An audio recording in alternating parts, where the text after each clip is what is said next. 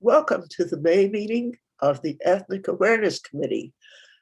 We hope that you enjoy this. I want to point out that you're watching a recorded session, and at the same time as we're presenting this, we're presenting it live.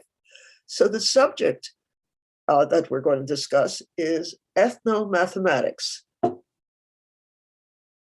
May I have the first slide?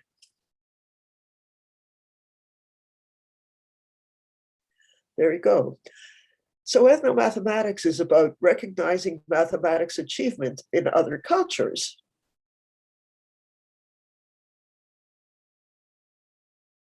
It was defined, for me at least, by this Brazilian mathematician, Uberton D'Ambrosio, when he visited Simon Fraser University in British Columbia.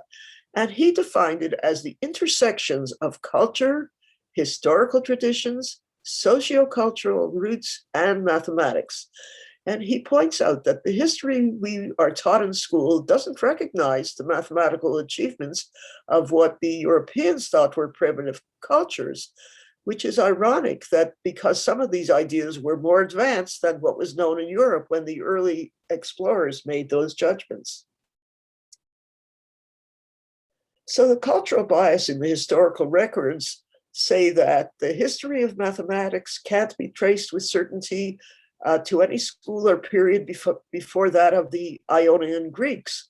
And mathematics finally secured a new grip on life in the highly congenial soil of Greece and waxed strongly for a short period. With the decline of Greek civilization, the plant remained dormant for 1,000 years when the plant was transported to Europe proper and once more embedded in fertile soil.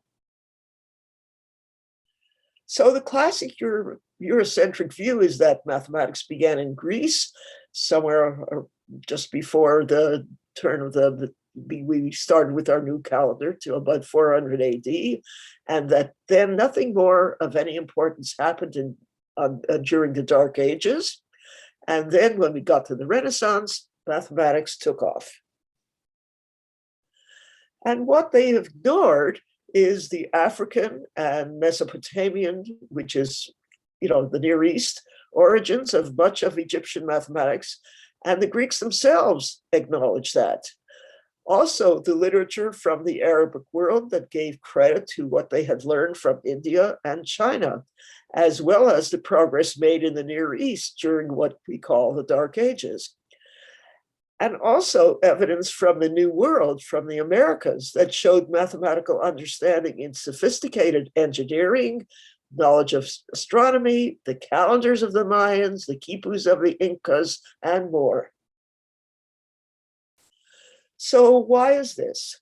Well, the Europeans believed that writing and literacy were essential for the expression of mathematical ideas. They didn't try to understand oral cultures and weren't able to decipher the written records even when they existed. Also, in most cultures, mathematical ideas aren't set apart in a distinct category. For most cultures, those ideas are found embedded in categories such as navigation, astronomy, calendars, religious observances, commerce, social relations, games, art, and more. Also, the early explorers, they weren't knowledgeable enough to recognize mathematical ideas. The Spanish conquerors destroyed the writings that existed in Incan and Mayan civilizations because they were seen as the work of the devil. Recall that this was the same era as Galileo's discoveries, and he was put under house arrest and almost lost his life because of his heresies. However, some of the reports that were sent to Spain did survive. So here I'm showing you a Mayan pyramid. And you can see it looks very much similar to the pyramids in Egypt.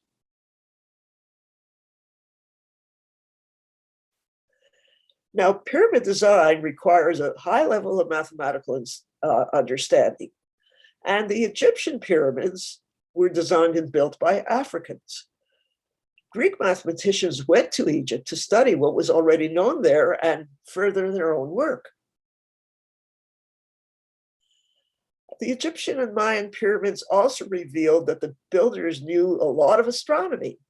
For example, the huge Kukulkan pyramid, which is also called El Castillo, was constructed to pinpoint the days of the fall and spring equinoxes. The equinox is when the day and night are about equal length.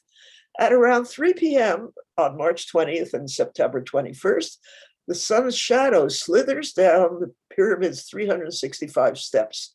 Each step represents a day of the year, to form the body of a snake, which meets the head of a serpent at the bottom of the pyramid stairs. Now, here are some more things that were ignored in Europe and North America. The slave trade showed that some African areas had strong abilities of calculation that far surpassed what the Europeans and Americans who negotiated with the African slave traders were able to do. So here's a writing from 1732 by a man called Bardot.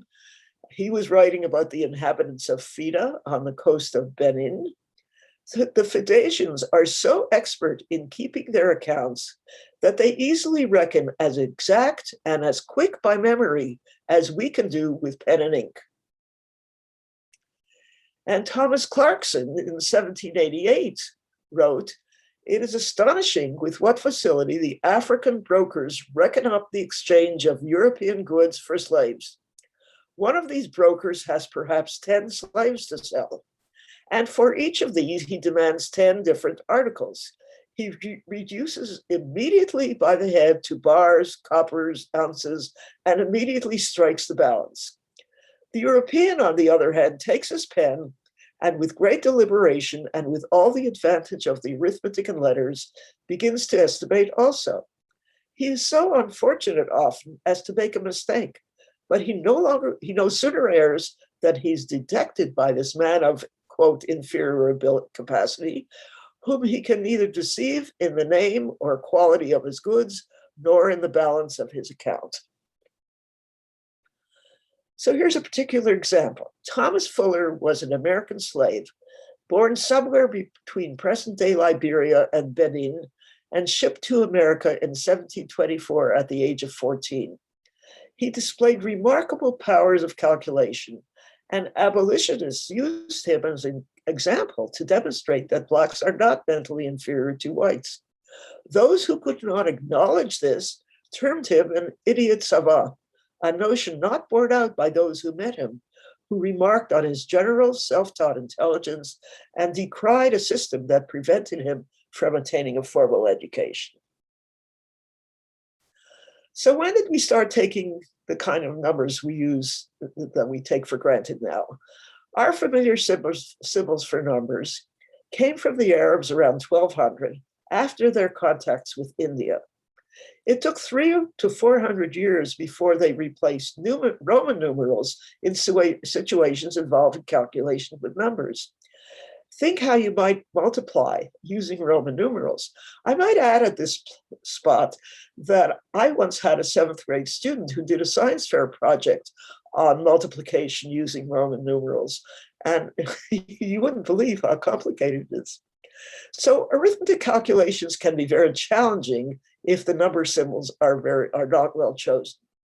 For example, did you know that it wasn't until the 17th century, that's in the 1600s, that the fraction symbols we now use were invented?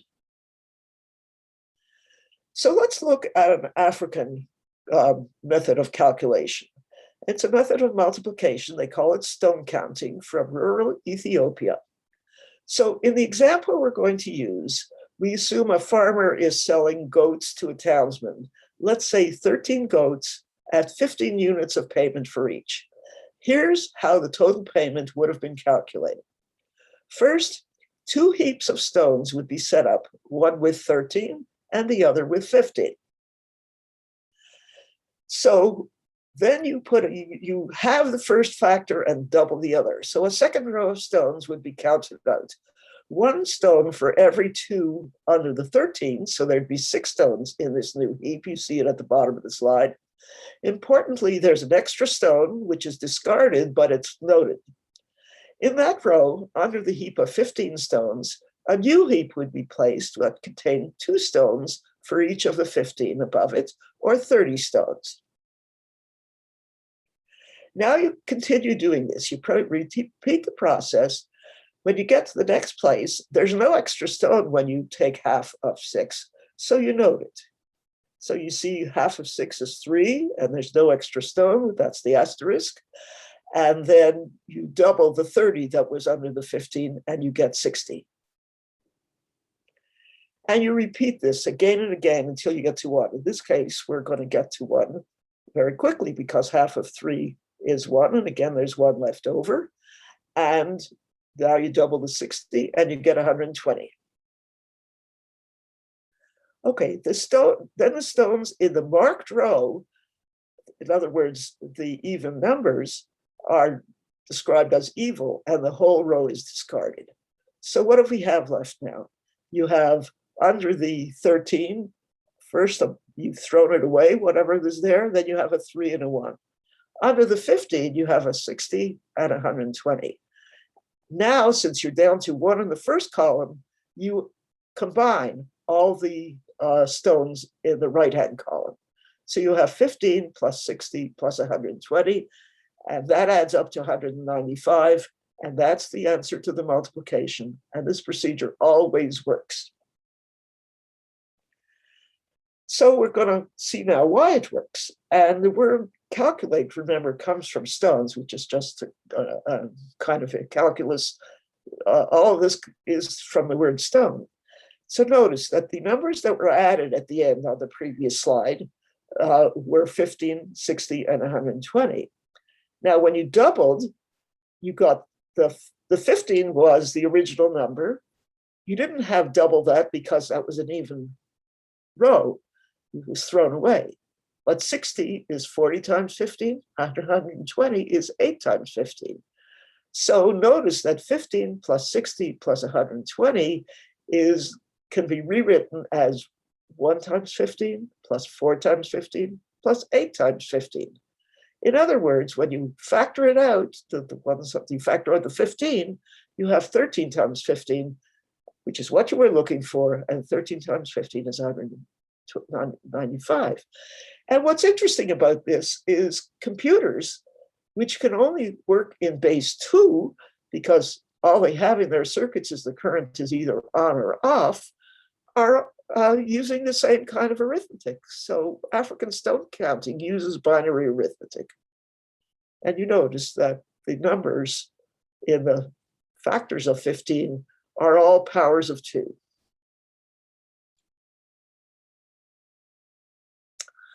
Okay, I'm going to turn now to cultural views of space and time for the Europeans and the Navajo, who were in what we now call North America. So you can see this. The Europeans separate. The universe, everything is separable. Time can be ignored or frozen into separate units. The human body has distinct parts, organs. Blood pressure is in some sense not part of the body. Things overlap when they have a region in common. You can overlap without having motion. In other words, space can be subdivided into static parts. Whereas the Navajo have a completely different approach.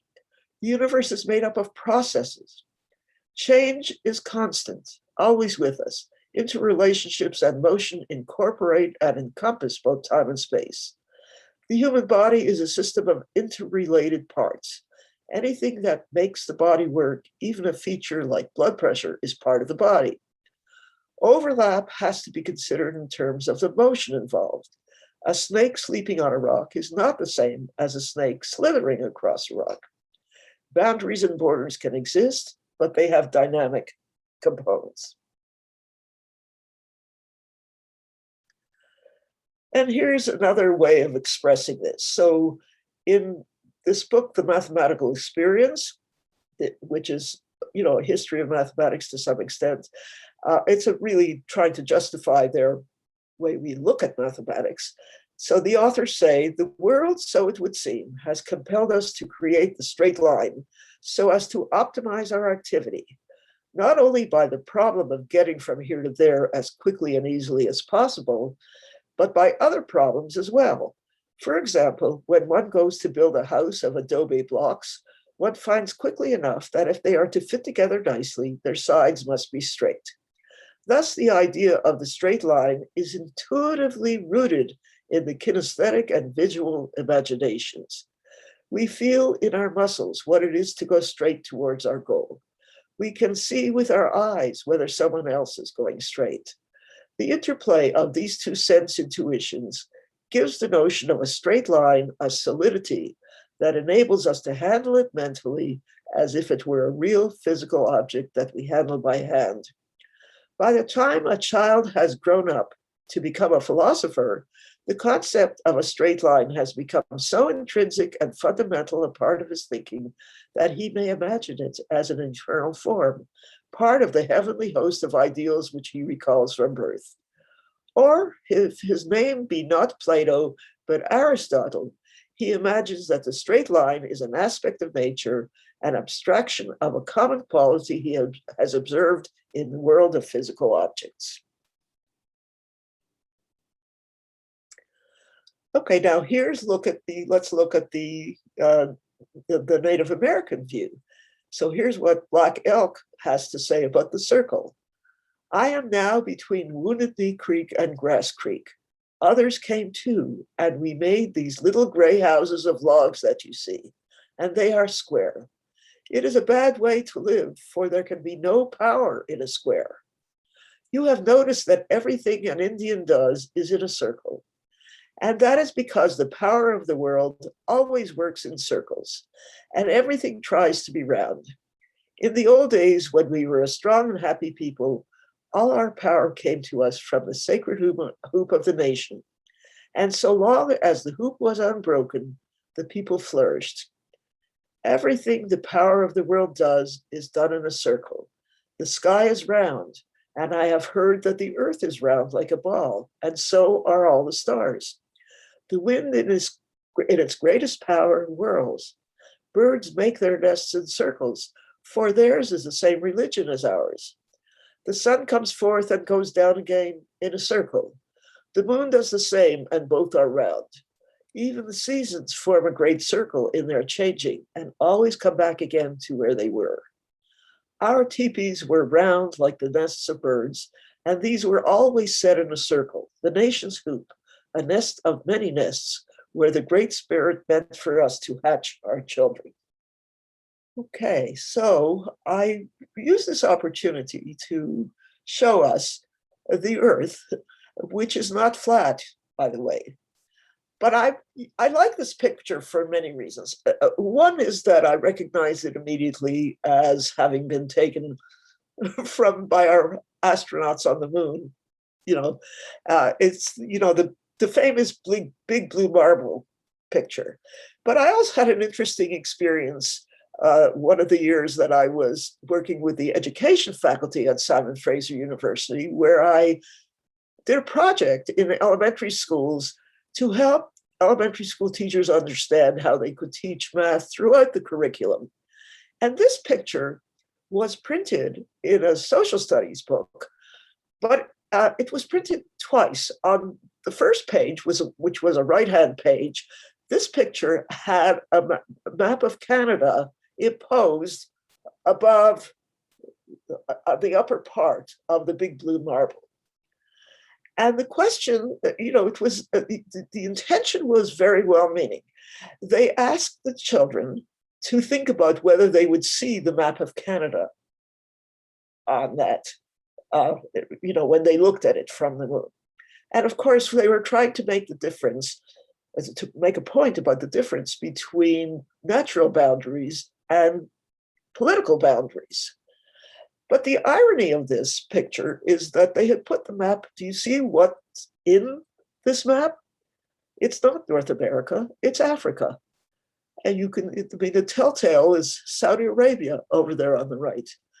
So I carried this page with the map of Canada imposed on it around the campus for a few days. And I asked everybody I ran into who had the time to talk to me, I showed them the picture and I said, and I showed them this picture, not the one with the map of Canada in it. And I said, where in the world do you think this is? And without all the people I encountered, it was by no means a statistically chosen random sample. All of the North Americans thought it was North America, and all the people from Europe and anywhere else in the world recognized that it was Africa. Okay, next slide. So now I'm going to show you the Mercator map of the world, because you see, this is one of the things, one of the devices we use to flatten the world. And certainly when I was growing up in Canada, I thought Canada was a huge country, because when you look at it on this map, it is. And of course, it's because of the distortion. So even though the quotation we saw earlier said we think naturally in a straight line and the world is flat, we all know the world isn't. Now, the fact that the word geometry means to measure the earth, but we don't live on a flat earth, do we? And Euclid's plane geometry only applies to a flat surface. And then if you go to three-dimensional geometry, it assumes that there's no curvature of space. So you can see that spherical geometry is non-Euclidean. There are no straight lines on Earth. The shortest distance between 2 points is the arc of a great circle. If you go along, the latitudes, those aren't straight, or at least they're not the shortest distance between 2 points. The sum of the angles of a triangle on the Earth is more than 180 degrees. And the parallel lines, the longitudes, actually meet at the poles. So Euclidean geometry has nothing to do with the Earth. Whereas the Mercator map properties, the reason they made the Mercator map is because it preserves angles and it makes it easier to navigate at sea. But the disadvantage is it distorts the size of the land.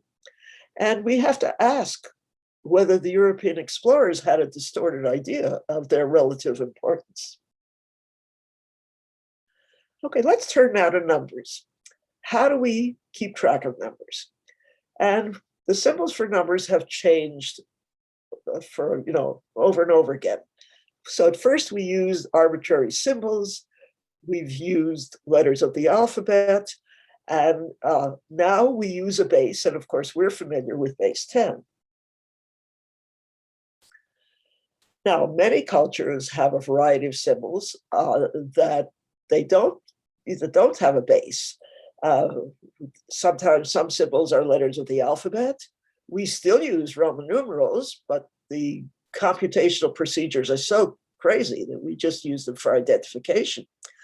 Having grown up with Jewish grandparents, in the Hebrew culture, cash gifts for special life occasions are usually multiples of 18, because the Hebrew word for life uses the 2 letters of the alphabet that have the values 10 and 8.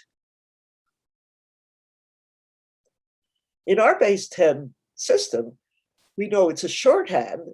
47 means 4 tens plus 7. But the logic of the system for smaller numbers isn't obvious in the English language, although it is in other languages.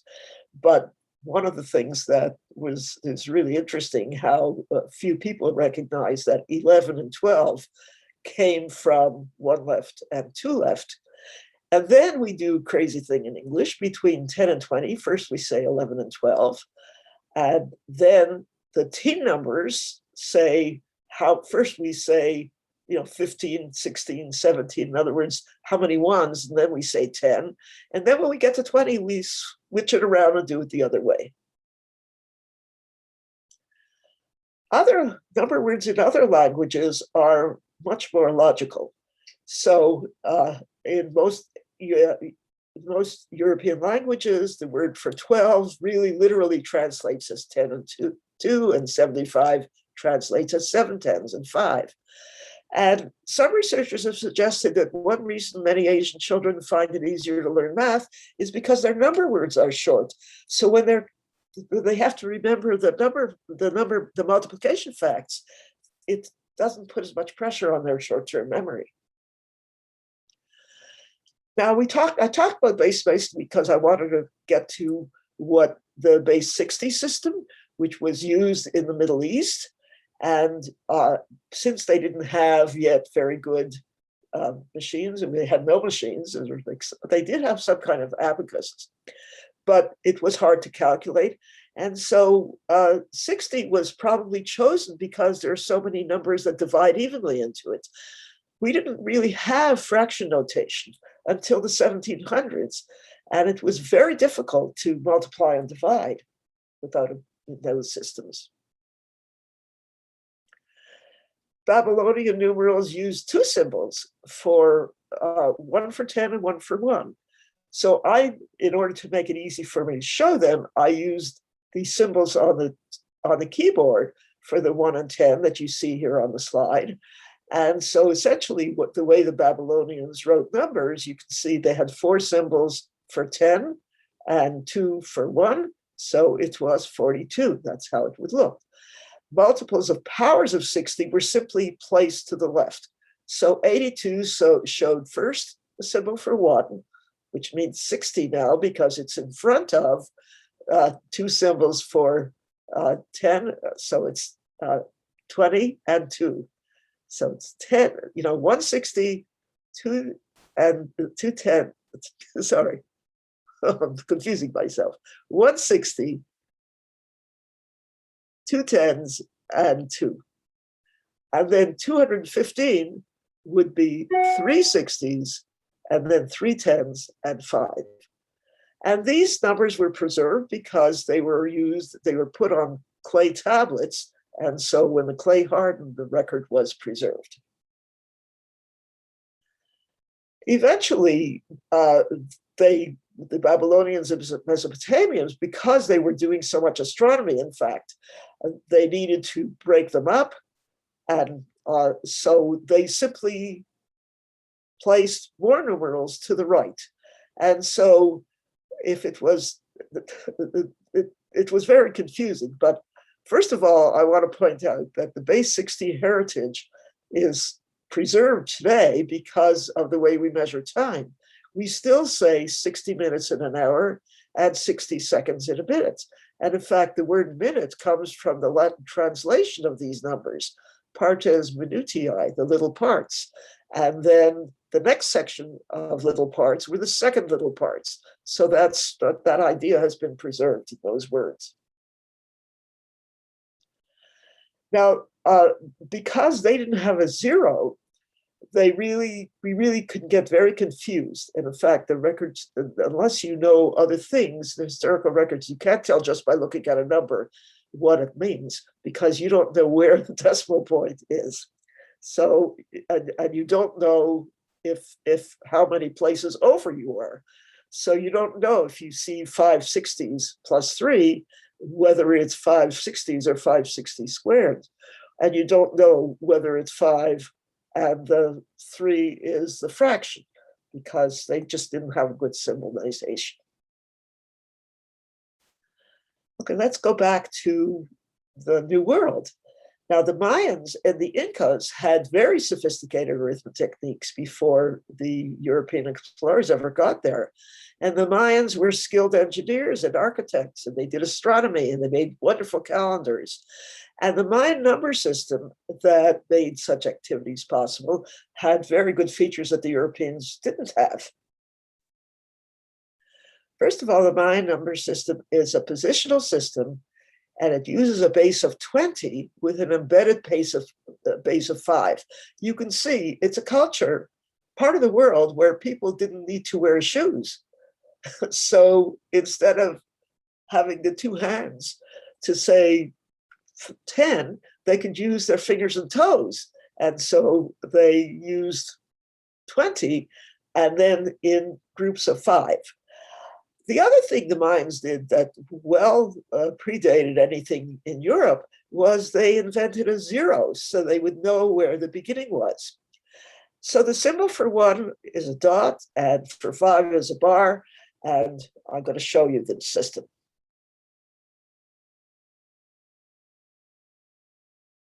So here you have a chart that shows the numbers.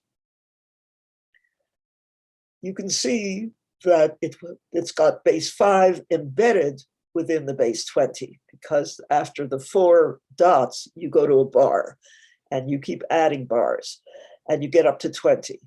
And then when you get to 20, that's going to be no ones. So you see the symbol for 0 on the bottom and 1 in the next place. So that's 120. And you continue like that.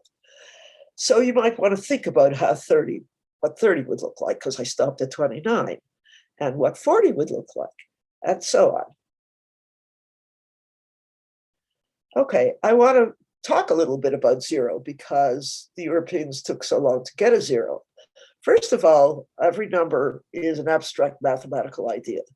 We think about numbers as very concrete, but actually mathematics has gone very far beyond that. So the other thing is that a number like 2 really has very different meanings depending on whether we're counting or whether we're measuring. And 0 has to be considered a number, and it's a very special number because we couldn't do without it in terms of our positional system. And it's ironic. One of the ways we know that 0 took so long to be accepted as a number is because we still, on our computer keyboards and our telephones, we put the 0 after the 9. But the Mayans began counting from 0, and their calendars were magnificent, and every Mayan month began with a 0. The first day of each month was considered to be the seating of the god for that month.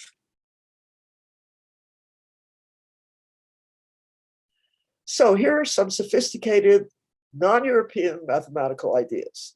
The Mayan use of the 0. Incas used the quipu, which was a system of knotted chords, and they had very good economical records, ways of keeping track of things. And you see a lot of mathematics in African geometric designs. The African logic game of Mancala is a very sophisticated mathematical thing. Games of chance that use probability have been used in every society.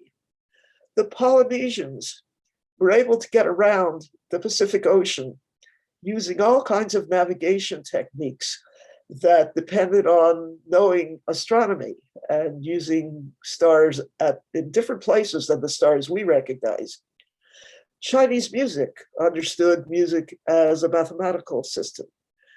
There are even very sophisticated marriage rules in isolated populations that help keep the population, they help spread out things so you don't get stuck with inherited diseases all the time. So for example, here's an Iroquois game of chance, and it's called dish, and it's equivalent to coin tossing. And the rules for the points are in show understanding of the laws of probability. And the reference, if you want to find out more about that, is in a book called Ethnomathematics by Marcia Escher. Okay, and here I said this a little before, but the ancient Polynesians, they were very good navigators, and they were able to find their way home after sailing great distance. And again, if you want to find out more, I'm running out of time. You could look this up on the internet. I guess I've said this before. Marriage rules keep the gene pools of a society diverse. And I'll close with these references. Some